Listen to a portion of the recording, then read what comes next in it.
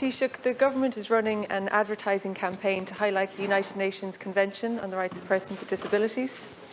It tells us that disability rights are human rights. It goes on to state, everyone in Ireland has a role in advancing the United Nations Convention on the Rights of Persons with Disabilities.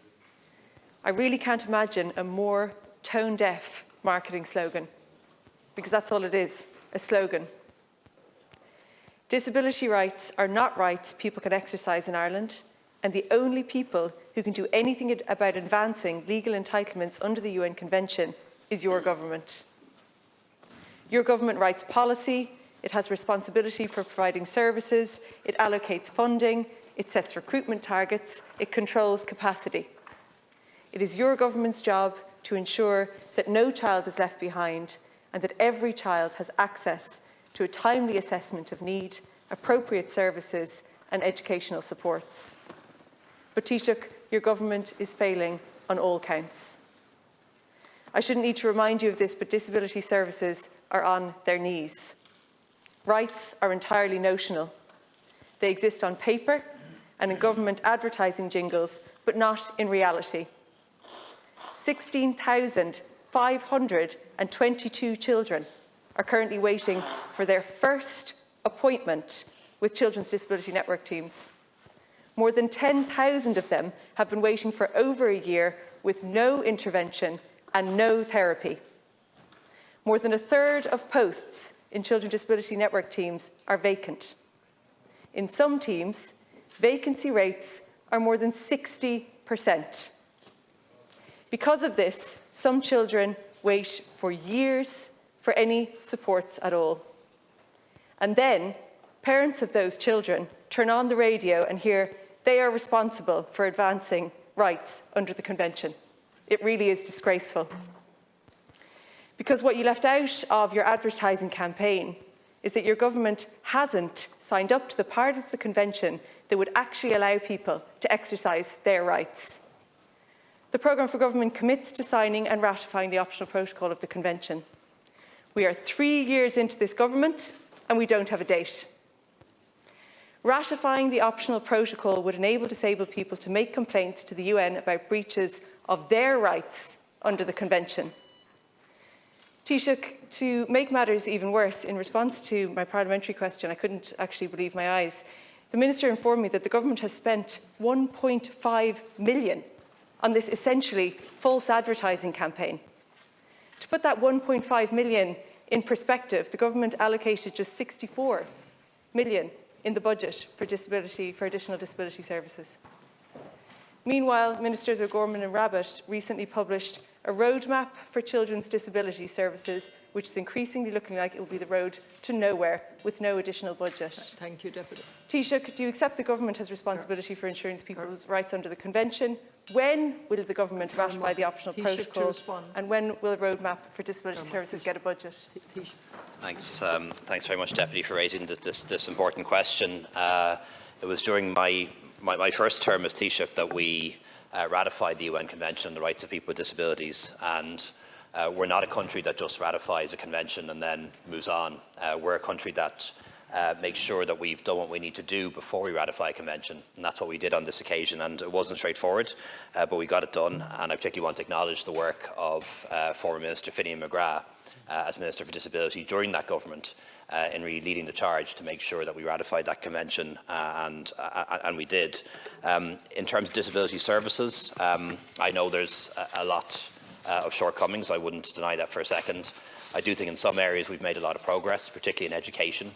Take, for example, the whole area of special education, probably 15,000–20,000 SNAs now, when there would only have been a few hundred at one point in the past.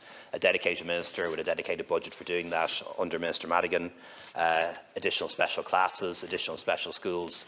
I really think on any objective basis we've made a lot of progress when it comes to education, and also on social welfare, as you know, increased payments and increased support to enable people with disabilities to enter the workforce and to facilitate employers to enable them to do so, and things we've done around travel passes, around the medical card, for example, reassuring people that if they take up work and they have a disability, they won't lose their travel pass, won't lose their medical card.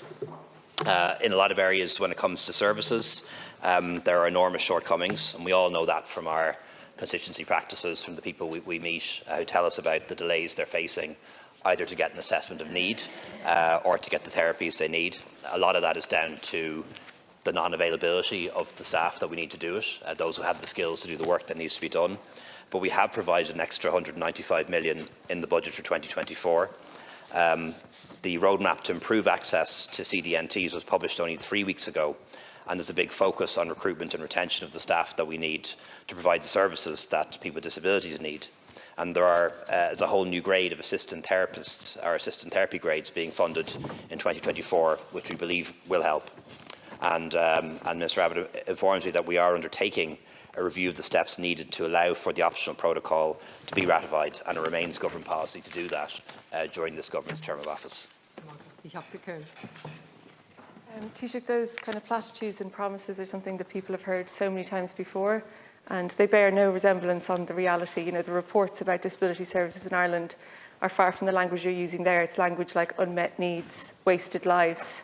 You say your government was the one to ratify it. How many years later? And you still haven't ratified the optional protocol aspect of it. How many years have you had to get to that point? And in this programme for government, there was a promise to ratify. We're 3 years in, it hasn't happened. Progressing disability services is a failure. It's ruining people's lives. And the worst part of it is that actually when you become an adult in Ireland, if you have a disability or a disabled person, that's when things actually get even worse. You mentioned employment rates. Ireland has the lowest employment rates for disabled people in the EU. There's no thought or consideration given to house building in relation to independent supported living, suitable housing in the government plans for housing. Absolutely nothing. All rhetoric. Taoiseach, we're 3 years into this government. I'm going to ask you the same question again. When will you ratify the optional protocol so people can actually exercise the rights that you're spending 1.5 million on advertising? Thanks, Deputy. We don't have a date for it at this stage, but it remains government policy, remains a government commitment to do exactly that during this term in office of this government. And the Minister is reviewing the steps needed to allow the optional protocol to be ratified. But we're not going to wait for an optional protocol to UN Convention to be ratified to make improvements in the lives of people with disabilities. We're doing that. I've set out what we've done in education so far, where we've come on leaps and bounds, I think, from where we would have been not too long ago. Set out what we're doing in terms of social protection measures, the increases that people will see this week and also in December and January and through next year. The work we're doing to increase the number of people with disabilities in the workforce, including in the public sector, where we set an enhanced target, and then the reforms that we're trying to bring in to improve service provision in particular, which I accept is nowhere near where it needs to be. And the real difficulty we have there is not a lack of political will or a lack of funding or a lack of ambition. It's simply being able to find the skilled and qualified staff that we need to provide the assessments and therapies that people with disabilities need.